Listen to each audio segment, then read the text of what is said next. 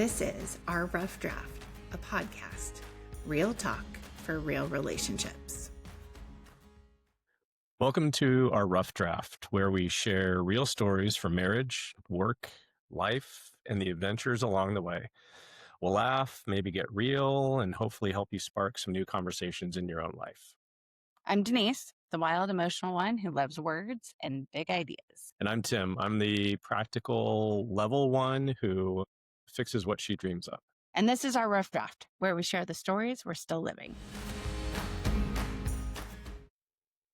Hello. Hello. Welcome to Our Rough Draft. Welcome to you. How are you doing today? I'm great. Awesome. How are you? I'm well. Thank you for asking. I'm pretty happy to be doing this episode today. I was really stressed yesterday and feel great today. Good. Yeah. I'm glad it's less stressful. Yeah. What's been going on for you this week? I'm pretty happy with the hot tub situation. Pretty happy with the hot tub situation as well, especially now that it's starting to get a little bit cooler at night. It's nice to be able to take advantage. So for those that don't know, we've been working on a major yard project to clear out the old nasty garden beds that never grew anything and create a little hot tub sanctuary. Yeah. They weren't, the garden beds themselves were just ineffectual. They weren't nasty. That's true. I shouldn't say that. I think I used nasty just because there were so many weeds, because that was the only thing that ever grew over there, because we couldn't get anything else to grow, but the weeds definitely took off. So Yeah. It's hard to garden in 120-degree weather.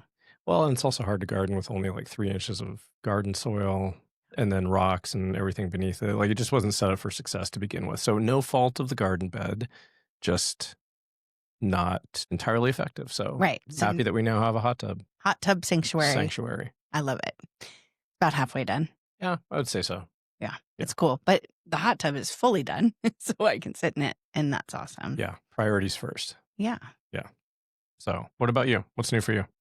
This week, I don't know, the hot tub situation. That's top of mind. It is top of mind. It was a busy week with work and school and all of that. I delivered the course I've been writing. So it is with the instructional designer now, which is awesome. So now just edits for it to launch in January. So that'll be great. Good. I submitted a proposal just a few minutes ago for my friend and I to present at a conference about the online elementary ed degree. So that's pretty fun. Yeah, that kind of stuff. Good. Yeah. It's Halloween. Happy Halloween. Happy Halloween. Today I came as myself. Yeah. We don't really partake in the Halloween thing. We never really have. No. I'm not really big into dressing up, I guess. I don't know why. No. There's a great Halloween story, but I don't. For another time, maybe. For another time. It is not the topic of today's conversation, but that's okay. Today. Wait, what is the topic of today's conversation? Today we are going to continue our conversation about best jobs, worst jobs, but really dig into that worst job side, because I think when we left here last time, we were still talking about it and really wanted to share kind of how dark it can be when work is not good. Well, and we also talked about this is going to sound weird. We also talked about the need to talk about it, right? Like how the places that it leads you, the things that you feel about yourself, about others around you. I mean, it is a big part of your life. You work, and that's a thing you do, or most people do. And it can be good, it can be horrible, but when it's horrible, it can do things to you. Yeah. And those things are not always good, and that's not good. And I think it requires people to be, I think, open and honest about it. Yeah. So that's what we're going to dig into Here's today. open and honest. Yeah. Before we do that, a little segment today on just a little fun. When you think about work and you think about maybe what shows you watch or books you read or that type of thing, is there one that stands out that's about like a work setting that you like, think is funny, endearing? I can't think of one that's funny or endearing, but there was a book that I read quite a while ago. It was kind of a nightstand read called The Circle.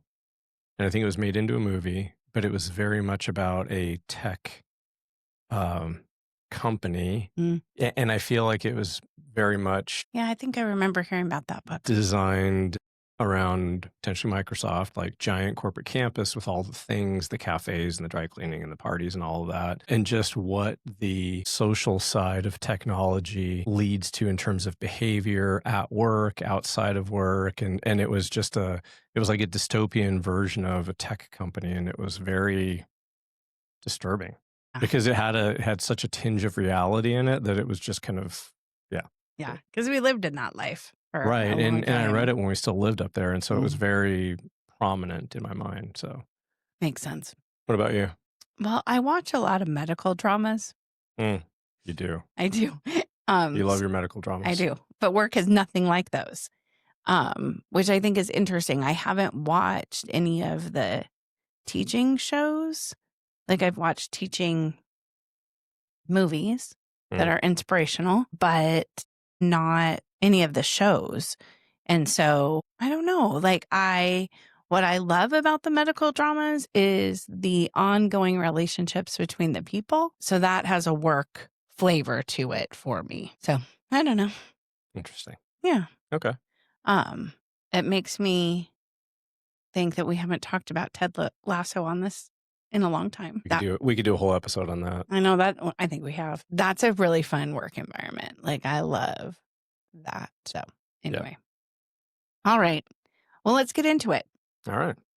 So I have a question, I guess, to start with. When you think about that worst time, right? We're going back to living in Wenatchee post both deployments. So, well, split between the two, post first and then post second. So if that makes sense. Yeah. So you have been to war and you had a job, and then you went to war again, and then you had the same job basically with this one boss who was really horrible. But like you had gone to war and this job was still worse than that.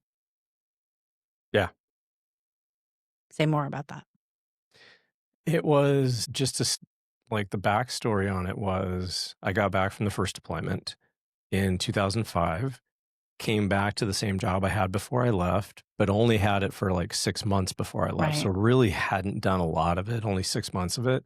And then left for a year and a half essentially and came back in 2005 and stepped back into that job, but stepped back into not just the job, but the environment, the big city life, all of that. And The commute. And it just, Dad to two toddlers. Dad to two toddlers. Yeah. That's fine. But I think that then led me to need a change of job. Yeah. The job that I changed into, I didn't have any experience in. I had retail experience from the past, as we discussed last time, but didn't have this district leadership experience. And so I was learning a new job in a new environment with a whole new group of people, with a boss who got promoted at the same time I did, but got promoted obviously one level above me and was new to her role as well. Same geography, so taking on an advanced role, but within the same geography with all of the same people that she had worked with as a peer. Was she the DM in that area before you were? Not in the area that I was going to, but in that general, in that broader area, that geography on that side of the mountain. So a lot of stuff happening at the same time. So learning the job was tough, and also never having been a, barista, store manager, kind of coming up through the store ranks. So I was learning all of these brand new things. There was so there was definitely a learning curve. And I think I had to figure out a lot about my leadership role and all that. Felt like as I progressed through that job, had it for a couple of years before I then left for the second tour, and felt like I was getting my feet underneath me. I was starting to build bench strength. I was, starting to kind of get there, and then left for the deployment, came back a year later. And at the same time I left, the economy crashed in 2008, from 2008 to 2009, the economy was in the toilet. The company was barely surviving, like literally hardly surviving. Howard puts it all the time that we were just, minutes away from having to shut the company down. I mean, Nobody talks about that in the real world, though. Yeah. It seems like the sky's falling Chicken Little stuff to say Starbucks almost failed, but like it literally almost failed. Yeah. Yeah. I mean, at least to hear Howard say it, Yeah. I mean, it almost failed. And so there was a very different environment that I came back to. When I left, things were Right. fine. When I got back, things weren't fine in the business and the real world and everything. And I was coming back into a job and I was bringing all this, deployment baggage with me. And it just was. And so it felt like then having to step into the role, same boss that I'd been away from for a year, everything shifted and changed and I had to relearn it. And there was no allowance for that, I felt. Right. So what I felt like when I got back was, welcome back, go do your job, do it, do it perfect. And there's no room for you to kind of relearn what this job means. But the job had shifted. And Yeah. my leadership style, the way that I had approached the job when I left, no longer worked. But again, there wasn't any patience with, here's how it should work or could work. Well, and you were a different person. And I was a different, I was a Right? different We're each person. a different person. Like if you remove anybody from a scenario for a full year Yep. and you then plop them back in, they Yeah. are going to be different, whether that's a deployment, staying home and having a baby, Yep. whatever it is. We have this weird thing where we think people are just plug and play Mhm. and you can just put them back in. And Yeah. it doesn't work like that. Yeah, no, it doesn't, and didn't, and I think I think everybody was operating from a position of fear. I mean, I think the people that reported to me were fearful. Every time that my boss came to town, she very much cultivated, I felt like, that culture of fear. Like, you have to deliver results right now, and if you don't, you're going to be, performance managed. She was always on me about performance managing my direct reports. It felt very weird. And there was one moment I'll never forget because it just stands out in my mind. And it was, to me, just the epitome of who this person was. At one point said, you have to ask for help. You have to ask for what you need. It's not just going to be given. Fair enough. And so then we were in a team meeting in Spokane and we were doing an exercise and activity with our store portfolios and I just wasn't understanding. And so I raised my hand and I asked for help. And I said, so can somebody help me through this? Because I'm not seeing what everybody else is seeing. When I look at this report, I'm struggling to figure this out. And of course, somebody came over and helped and we had a great conversation. But then I'll never forget, like a week, 2 weeks later, I was touring with my boss, driving from one area to the other and having a conversation and kind of a frank conversation. And at one point we were talking about that situation of asking for help. And the point that she made to me was, you should have never done that. And her words were, you showed your hand by doing that. And I vividly remember gripping the steering wheel tightly with both hands and just looking over at her in the passenger seat and I literally like turned in my seat and I was like, what do you mean? So you mean that's my fault? And she said, yep, it's your fault. And I had never encountered anybody who was so blatantly negative about me before. Mhm. I had never encountered anybody Yeah. who literally just said, I'm not even going to sugarcoat this. You suck. And it was horrible. Well, and like to go into that moment, like she told you to ask for help. You asked for help. And then she basically said you showed weakness Mhm. by asking for help. Let's just be really clear, a combat veteran who just come off of 2 tours. So asking for help first, problem. Like that's just not the culture of the military, right? Like you do your part, everybody does their part, you're told what to do in your parts and all of that. Asking for help doesn't really factor in very often. But then to be told you're weak because you did what you were told to do, like that feels crazy. Yeah, I mean, what I took away from it was I should be asking for help, but I shouldn't show weakness. And so I asked for help wrong. There was a Right. wrong way to ask for help. And we know, and you talk about the military, like we know that it's very much more a part of work, family, friend circles. Like the concept of asking for help when you need help is big right now. Yeah. And should be, and rightly so. But then it was apparently a sign of weakness and I didn't do it right. And she blamed me for that. And yeah, it was horrible. And Yeah. I just remember thinking like we were on a section of highway that was twisty turny and, guardrails on both sides. And I was like, maybe I should just yank the wheel to one side. Maybe I should just Be done. be Yeah. done with her, be done with this pressure, be done with just not feeling like I can fit back in, be done with the struggle of trying to please her, of trying to do the right thing, be done with the stress and the physical like anxiety of talking to her at any given moment or of seeing her. Like that was the most stressful part of my life, was anytime I had to deal with her. Yeah. It was not good at home when it was a week that she was going to be in town. Yeah. So let's go to that super dark place, right? Like, I think like you had to get out of the job. What would it have been like if you hadn't? I don't know. I'm scared to think because I mean, literally, it got to the point where it consumed me, and it drove my impression of myself that I couldn't do anything right. Yeah. Like I couldn't do anything right. I couldn't make this right. I could not figure out the secret sauce to doing it right. And all I got was that I was doing it wrong. Didn't matter how much time and energy I put into it. Didn't matter if I asked for help, if I didn't ask for help, didn't matter how creative I got, didn't matter the relationships that I built with my direct reports, like everything just seemed to be wrong. And all I was getting was it's wrong and it's not working. And when I can step back and look at it objectively, it wasn't all wrong. There was a lot of right in what I was doing, but I wasn't hearing that and I wasn't getting that from my boss. And I just don't, I couldn't have survived in that mindset. I couldn't have gone on in that mindset. I've told you this before, like it got to the point where I was literally looking for anything else. And I think the unfortunate part was feeling trapped in the job because of where we lived, the house that we had bought, everything around it. I needed to make a certain amount of money, and you can't find that job. You can't find that money in that environment. And I was trying to figure out, well, what if I took a warehouse job here, and did that for 20 hours a week, and I took this one over here, I did, X job over there. Could I somehow piece things together? Like I was so desperate to get out of that job, I would have done anything, to include just not dealing with it. Like maybe the right financial decision is for me to just not be here anymore. And maybe life insurance would, then alleviate the issue. Like it was so bad. It was just, yeah. I mean, it was horrible. And I couldn't find my way out of that.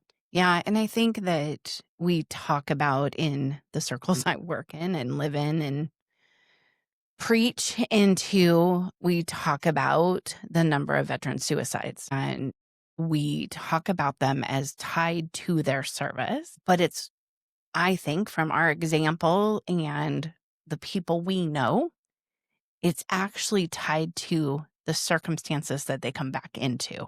Mm-hmm.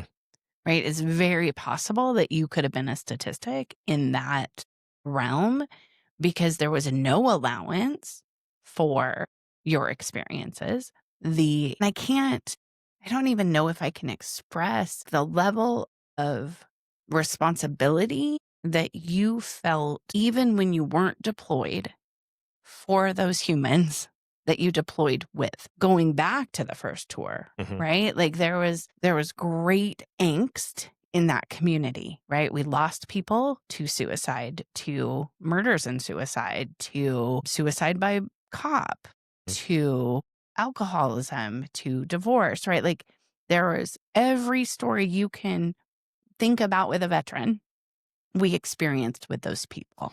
Well, and it's funny you bring that up because we experienced it much more after the second tour than the first one. Everybody came back, and for the most part, things were okay. And I don't know if things were okay because we knew there was another one looming in the distance, and we were getting spun back up for it. We were refitting, we were training. Everybody was kind of looking toward that, and if that somehow took some of the difficulty away. But after that second tour, that's when we lost a lot of people. That's when all that stuff that you're talking about happened. And I remember where I was when I heard about John. I remember where I was when I heard about that murder-suicide that you talked about. I mean, I remember all of them. I remember all of that struggle. And that was from 2009 on. It was, like everybody broke after that second one. Everybody broke in some form or fashion. And it was, for whatever reason, like maybe it was because of the deployment, but maybe it was because of their personal circumstances in some cases. Maybe like me, it was yes, it was about the deployment and what I didn't know at the time were the struggles that I had from that deployment and the first one that were mounting and kind of adding up. And then what that was doing for my relationship at work and my ability to do the job. And then like it just Well, all kind of built. for sure. And I think about what you were just saying about how like the pressure was on after that second one. I think it's because the economy failed. For everybody coming back from that second deployment, some people, it wasn't their second, it was their third or their fourth. Yeah. But those, I hate to say the word, the opportunity to deploy either with the military or with a contractor disappeared. They dried up. And so you had to go back to society. Yeah. And society wasn't ready for it. Right? If we were doing things right, the skills that you built over there would be transferable. I mean, you did some amazing things, maybe in the first deployment more than the second, but to just dismiss it and to not bring it into the conversation, like, I think that was, I mean, we can only talk about our situation, but I think that was one of your bosses at Starbucks' fatal flaws. She didn't ever care about your story, not once. No. And then the stress of all of it and how it showed up at home, because you felt like you had to work more hours, do more of the things, all of that. I remember it was like Christmas. And I was like, are you going to be home for Christmas? You're like, I can't be. That's crazy. Yeah. And I think in all of it, maybe one of the other prominent things that I was feeling was a huge amount of guilt because I got us into that situation. I was the one, we won't judge whether this is right or wrong. Right. It right? just is. But I was the one that couldn't make it after the first tour. I was the one that needed the change. I was the one that wanted the slowdown of life and society and small town and whatever it was that I thought I was getting in that job and in that environment. That was me. And I felt like, I don't know, like I felt like it was penance for something. Like I was paying dues for something that I didn't even know about. Like somehow in the grand scheme of life, I had fucked up, and this was my penance, was to be in this environment, in this job, with this boss, and I deserved it. And it was my own fault. And I think that compounded the issue as well. So, yeah. It was bad times. It was dark times. Yeah. Like that is the darkest time I can remember in my life, bar none. Yeah. Yeah. How did it resolve, or how do you feel like you came out the other side? So as it turns out, we were actually getting ready for a third deployment. Because you don't always know the whole story. Yeah. Yeah. And there were opportunities to go on active duty orders with the Guard to get ready for that deployment. And I got tapped as a person that would be good at helping the battalion get ready for the deployment. And so they offered me active duty orders. I jumped at the chance, but it was still super dark. Like I still was so dark. Because those orders then were to work out of the battalion headquarters in Spokane. So to drive from Wenatchee every Sunday night over to Spokane, 4 hours, and to take my sleeping bag and my space heater and live in this random office in the Spokane Armory. After everybody else went home for the day, I would go into this office, set up my cot, set up my sleeping bag, and go to sleep, wake up the next morning. Like I'd go to the grocery store to get a little bit of microwave food that I could eat. Like it was a fucking horrible time. And that, again, that still felt like the penance. That still felt like me paying for something in some form or fashion, because you have to suffer because of, I don't know what. You have to suffer being away from your family. You have to suffer being alone, at night with your thoughts. You have to suffer with, making the wrong choices in your life. You have to, like, all of it was just adding well, and it's up. just, you were all in your head too, right? And the isolation and the loneliness that went with that. It was bad. Yeah. But still better that I didn't have to do that job on a daily basis. I didn't have to deal with my boss. I didn't have to that stuff was simple. It was Army stuff. I knew that I could do that easily. Right. So it was much less bad. Yeah. And so you stayed in the fight. We moved back to Seattle. That was when I the writing was on the wall that we had to do something dramatically different. Yeah. And it was awful because we had built our dream house and we had to sell it when the market was shit and move back to the other side of the mountains. I got a job teaching, couldn't find a principal job, so got a job teaching. And it was like a little safety net opened up in Redmond. Mm-hmm. Like the little Rockwell community just became a haven for how we needed to heal. Yeah, well, and that was when we started meeting our best people. I mean, the people that we've talked about in the other episodes as well. Like, so the silver lining, the gold lining was being able to meet those people and you know, to your point, establish that safety net. Yeah. But ironically, moving back to the west side of the mountains led to your worst Yes. job time, your dark time. Yeah. Yeah, absolutely. So, well, I said it last episode, like being a principal is the hardest job I think you can even imagine. Even it's the worst job I can imagine. And I watch a lot of medical dramas and it's worse than those. That's hard to believe, but it's true.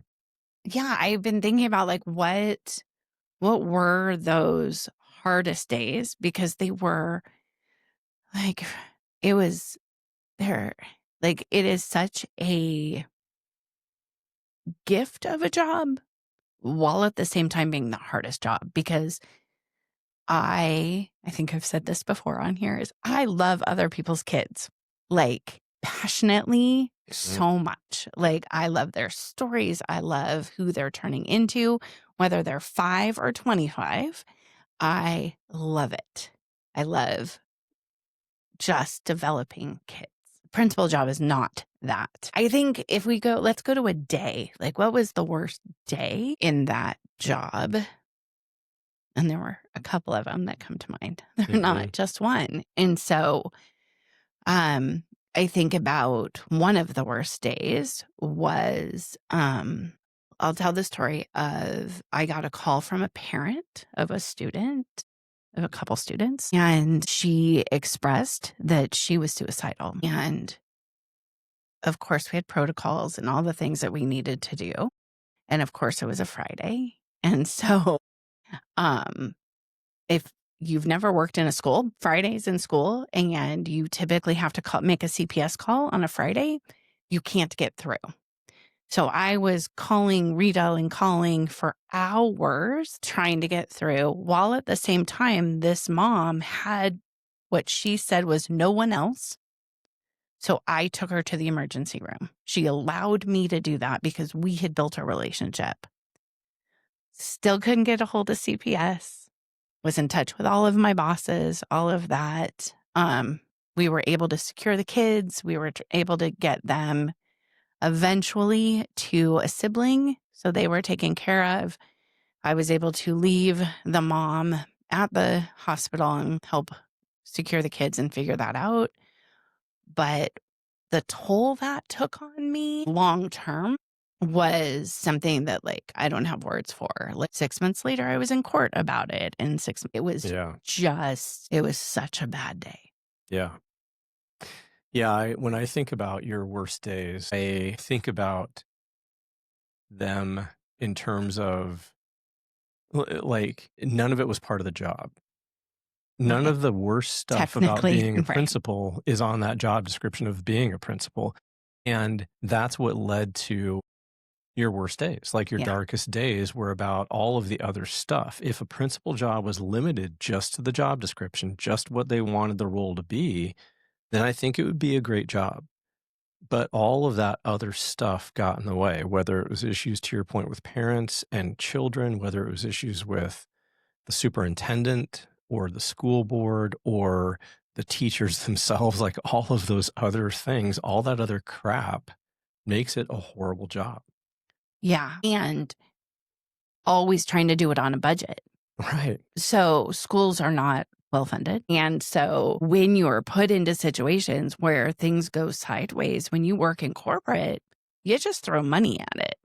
Money and people and you solve the problem. Well, in schools, you don't have that option. And so, like, I always talk about it, like when there's a new school being built, the principal becomes the construction manager. It makes no sense, but that's how it works because that's who you have. Yeah, it is. It's a fascinating job. Do you remember the day that you came to Issaquah and I lost it in my office? What day was that? Was that when we lost the student?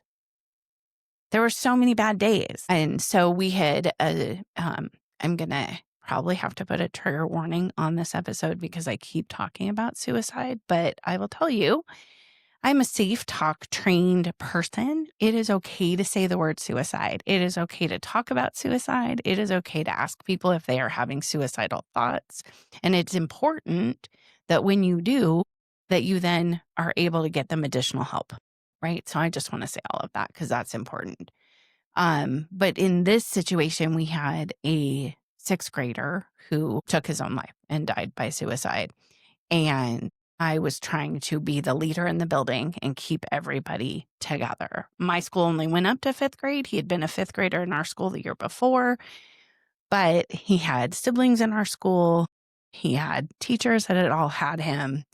And so I was just trying to get through the day. That year, we had also lost a staff member's daughter to suicide, a librarian's husband to a heart attack, and maybe this was the 3rd thing, but it was just boom, boom, boom, one after another. And I remember, I don't know, I called you. You showed up. Somehow you showed up there.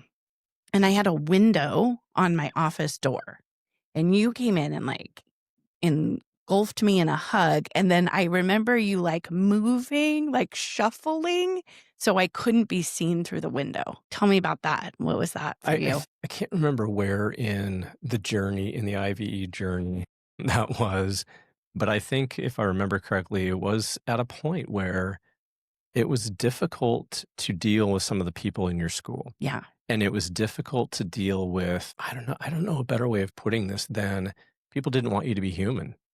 People didn't want you to have emotions. People didn't want you to express emotions. People didn't want to see certain things out of you, and you can't help it. You wear your heart on your sleeve. And so I think what I was trying to do was let's get out of the line of sight so that they don't have to see this. So it's not one more thing that you have to deal with, not because it was embarrassing or you shouldn't be doing it, but because I knew or I believed it would lead to I would pay for it. Bad things. People would be like, oh, there's Denise, she's emotional again and she can't handle it, and so on and so forth. And it's Jesus, man, you've dealt with all of this stuff. You should be in this state right now. This is a perfectly natural place for you to be, even as a leader of a school. Right. But you weren't allowed to be those things. No.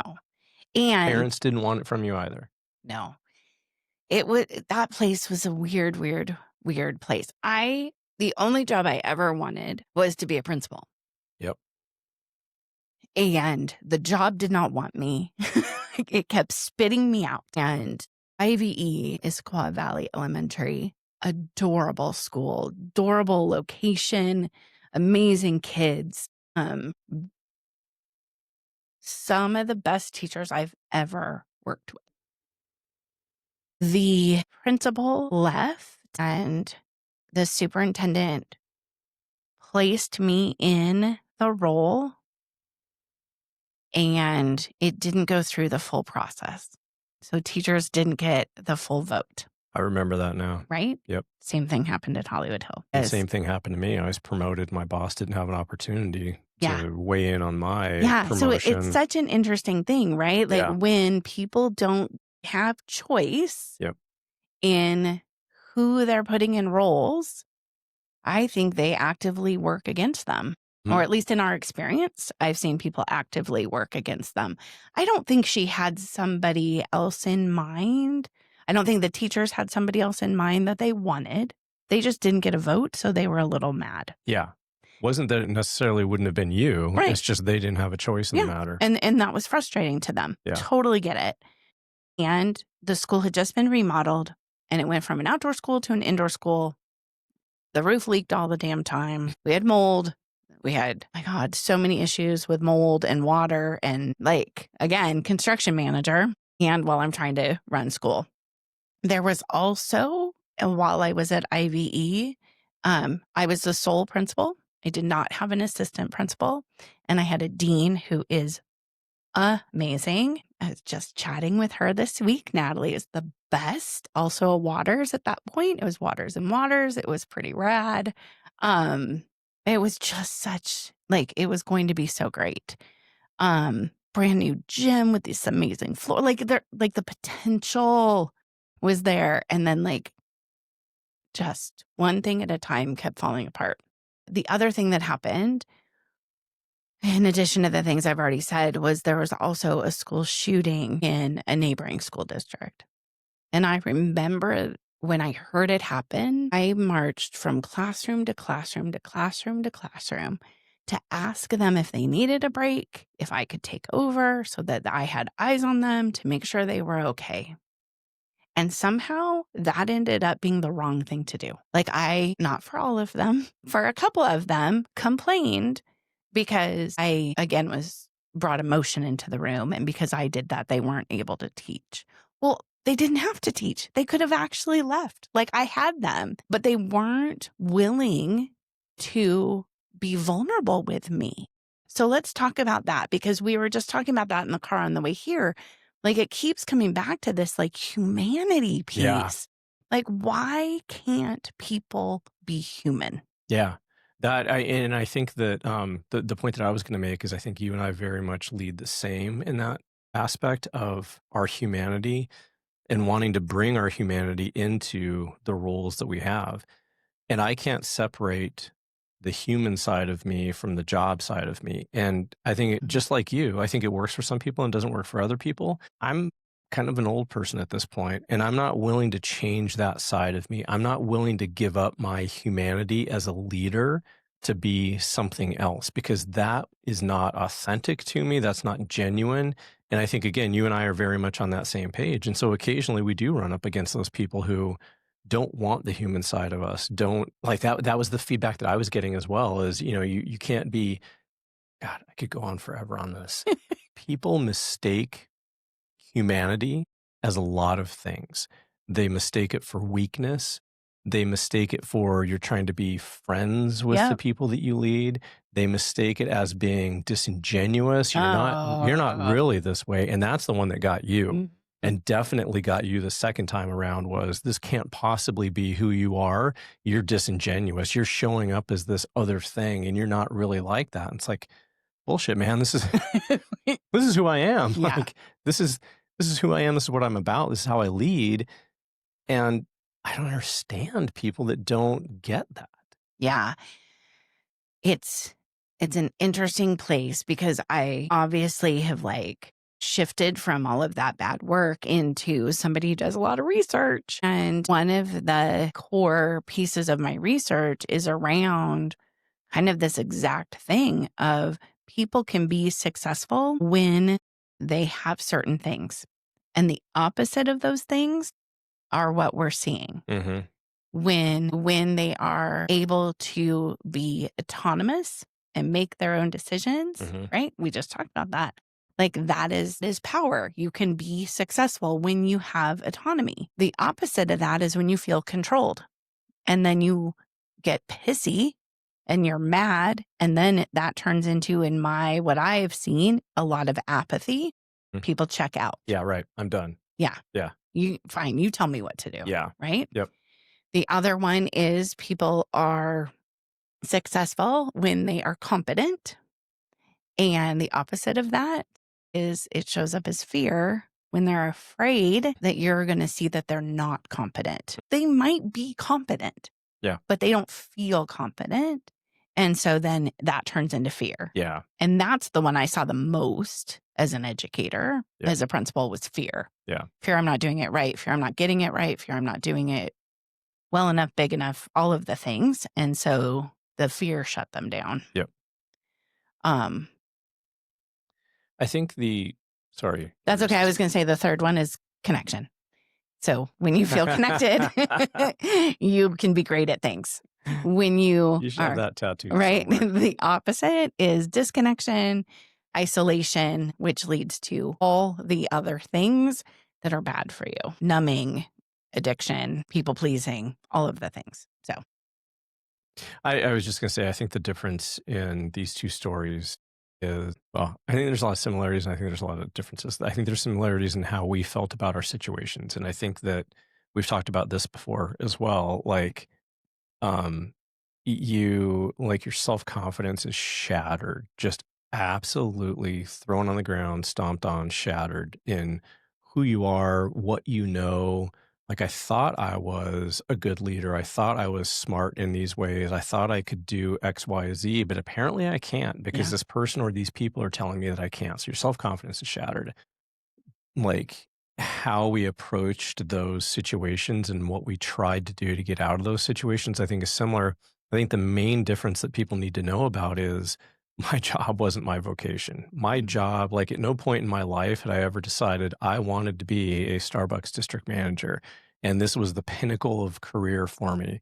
Not that it was a bad job, and I'm not degrading anybody who does it, but it was not the thing that I had strived for as much as it was a way out of a situation that I found myself in when I came back from that first tour. Your job was your vocation. And you mentioned that your job, that principal job, was the thing that you wanted to do. Ever since I came back from that first tour and you gave me a kiss and then immediately went off and got your master's so that you could do that job. Like right. that was Yeah. the thing. And so Yeah. I can't imagine that. I've been mad at you for a lot of years for calling it a vocation because I was like, no, it isn't. Leave me alone. Yeah. Sorry, it is. Sorry about that. Apology accepted. Thanks. But I was right. Yes. Yeah. And I use the word vocation because there's not a stronger word to describe your level of passion for doing that job. And that I think is important as well, because that's what leads to somebody saying, hey, Denise, you're not doing this job right. Well, then if I'm pouring 120% into it right now, I'm going to go to 250. Like, I'm going to do everything I possibly can. And then when those things didn't work, it's shattering. I just looked up what vocation meant just because I just wanted to make sure that it is a strong desire or learning for a certain career or course of action. It's true, like a divine call to, like, it's a calling.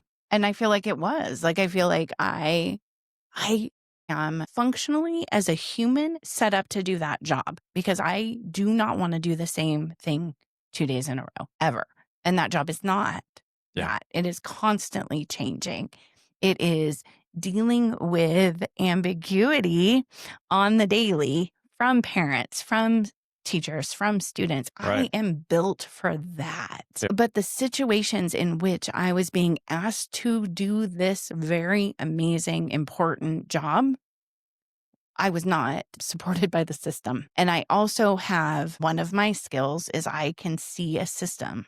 I can see it at the 20,000 foot level of where it's broken and where I can interject and fix. One of my challenges is that I want to do it all now. And especially in education, people don't move at that pace. And I had come from an industry where that pace was rewarded. And so then it was a big disconnect for me to understand why it wouldn't work in an education setting. And I think 20 years later, I'm still figuring out the pace because I always want to move faster than anybody around me. But within that, I can now look back, like you can look back at yours, and I can look back and go, yeah, I wasn't wrong. IVE now has a principal and an assistant principal and a dean. Hollywood Hill, principal, assistant principal, like all of the things. Like I was trying to do it all and it wasn't possible.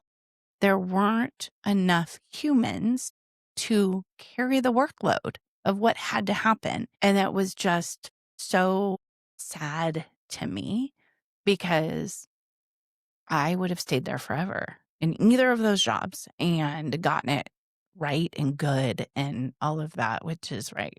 Also a fatal flaw of mine. But let me tell the story of, like, these are all the worst days, but there was a worser, a most worst. The most worstest. Yeah.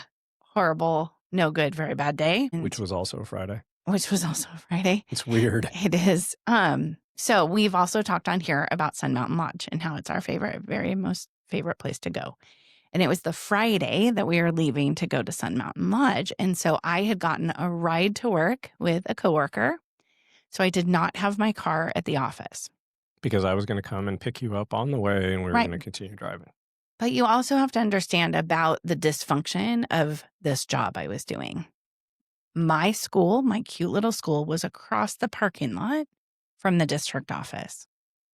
And I worked for someone who was a micromanager, to the point of if my car was not in my parking spot that said principal in the front of the school, she would call my secretary to find out where I was every single time. And I am enough of a worrywart that I didn't like parking in the principal's spot because when there's a school shooting, like, I don't want to be a target.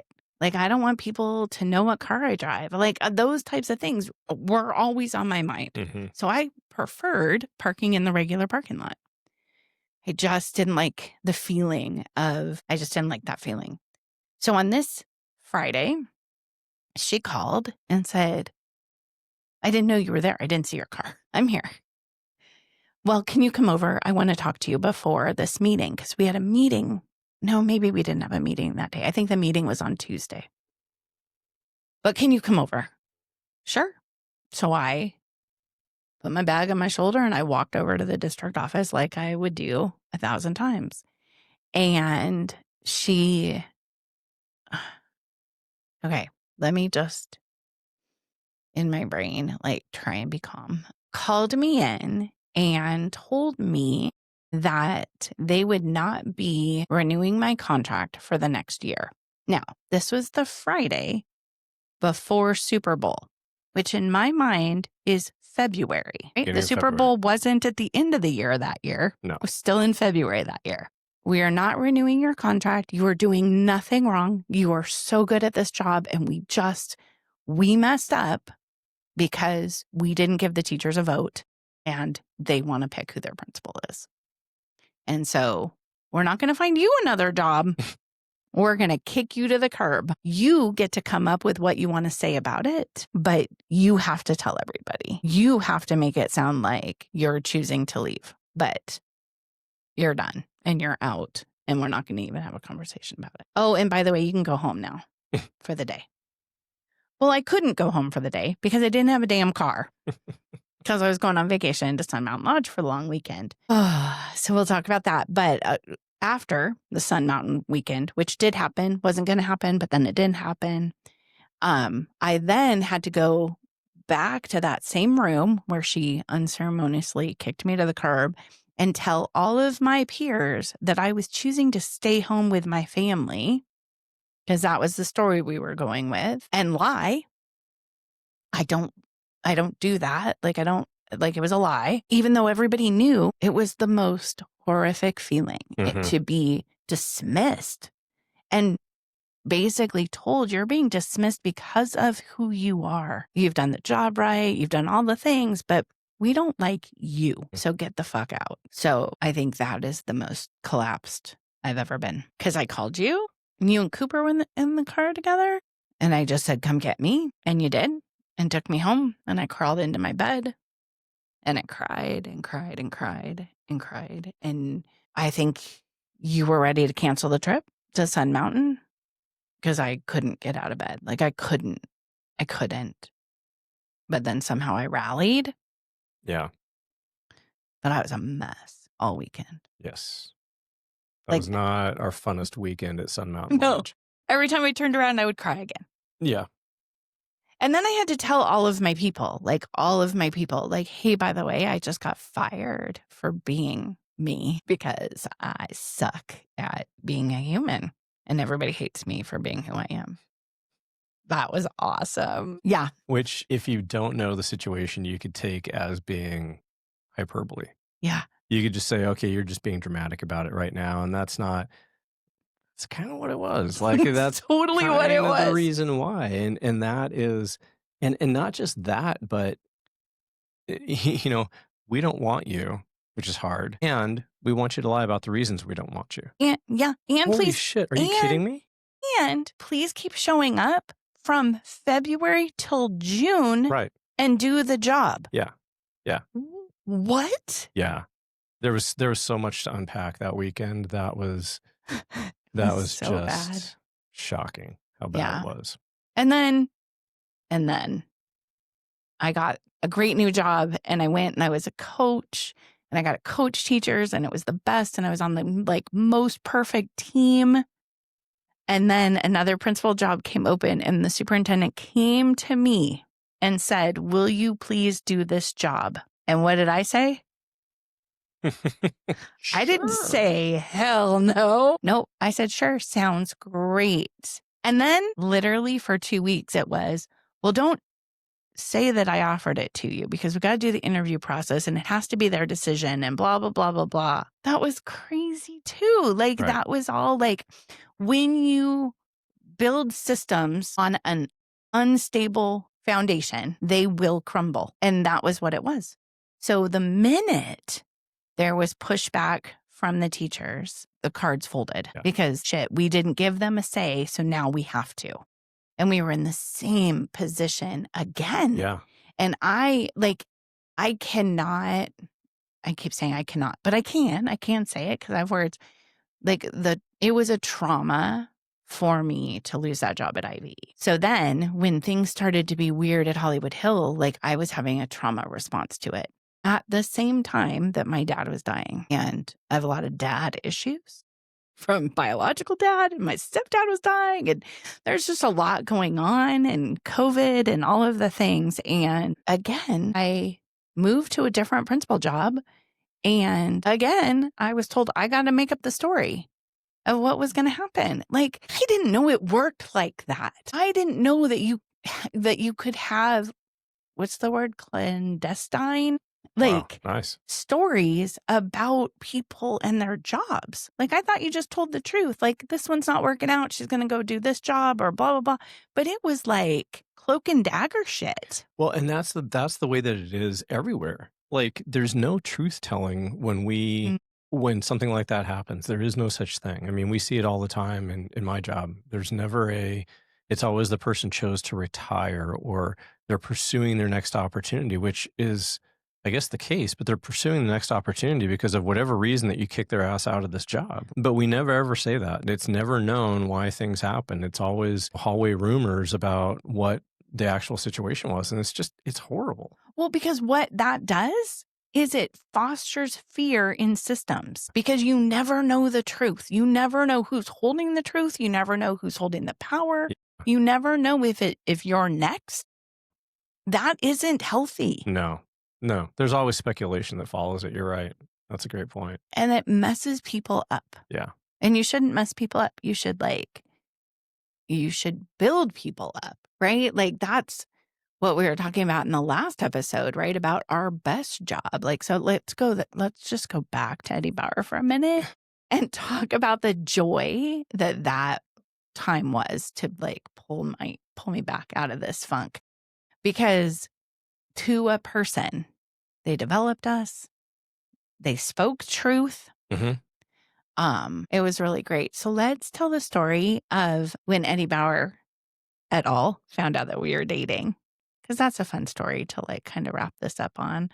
Because that was a joyful time. Didn't we already tell that story? No, we only told that story to Lena after the How We Met story. When it was one-on-one.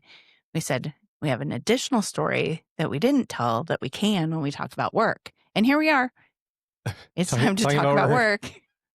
So that big word that you used earlier, clandestine, applies to our early dating relationship. And I think for no other reason than we just felt like we were so invested in the jobs and in the company and who we worked for, and we didn't want to do anything wrong. There was literally nothing wrong, but I think we're kind of early in our careers, we didn't know the HR policies, and we thought, oh gosh, we're dating at work, and is that a bad thing? Turns out, no, it's not. No, because Calvin and Diane, Dawn and Ann, right, all worked there. Right, and we weren't in any kind of reporting relationship. Right. It wasn't so far removed from that. But anyway, so we tried to keep it quiet and tried to keep it cool, and we're not successful in it. No.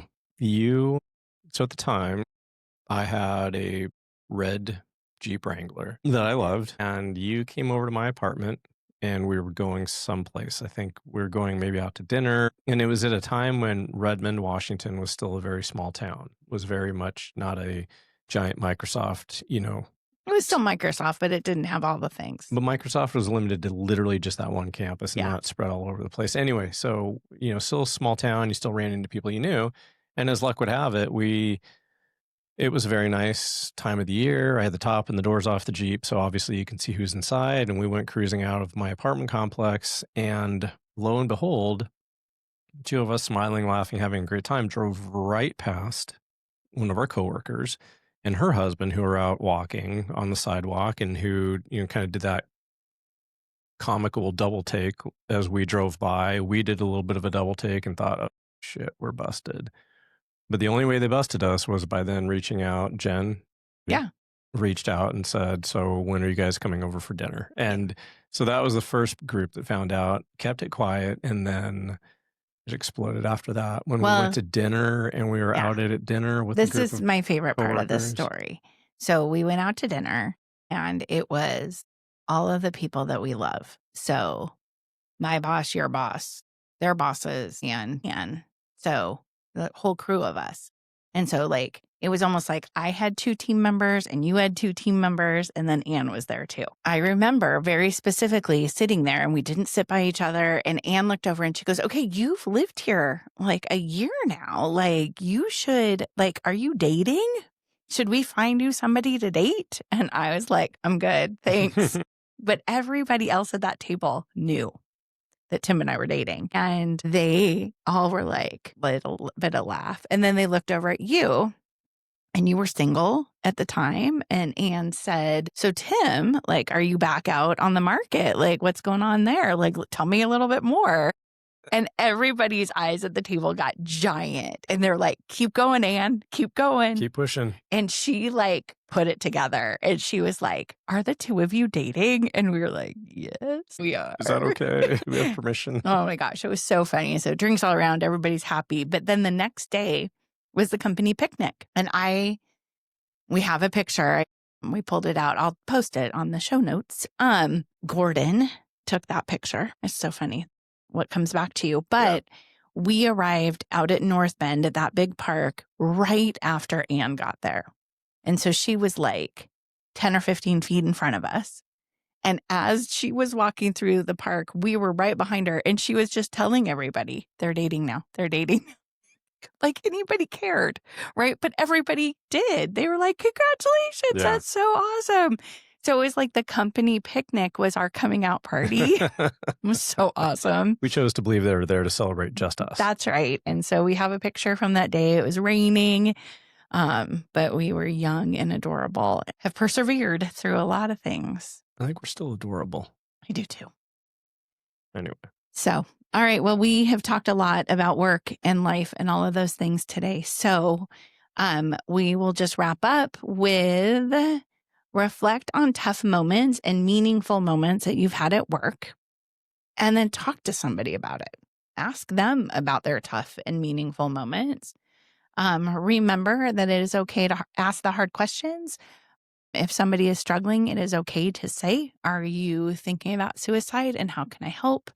There are a lot of resources for that, and I will post those in the show notes as well. But thank you for listening to our stories and letting us go to a dark place today. Yeah, definitely. Thanks for listening, everyone.